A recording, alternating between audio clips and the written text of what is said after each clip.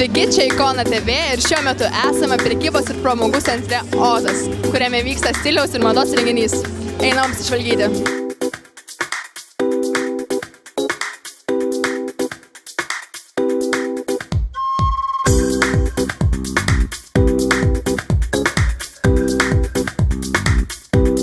Renginys, manau, labai yra įdomus tuo, kad atėjus į parduotuvės tu gali ne tik pamatyti, kas yra naujo vitrinui, bet ką iš tikrųjų turėtum akcentuotis ir ką turėtum įsirinkti. Man manikiūras yra atliekamas vadinamasis dipping, kada realiai yra naudojami milteliai, uždėjus tam tikrą bazę ir miltelių pagalba suformuojama tam tikra spalva.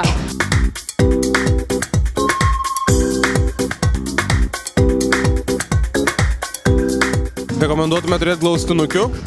Mes jas turime pas save skirtingas, tai yra medvilnė, natūralios medžiagos, tai yra fainiausia.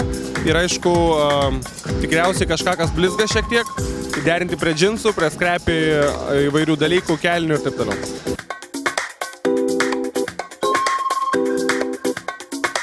Moteris mėgsta pabrėžti savo lūpas, tai tegul jos akcentas ir būna lūpos. Kiekviena tegul atranda savo ikonos stilių, atranda savo make-upą, su kuriuo jaučiasi kasdieną labai gerai, savim pasitikinti, pritaiko prie jo savo stilių ir eina ir išvaldo pasaulį jo.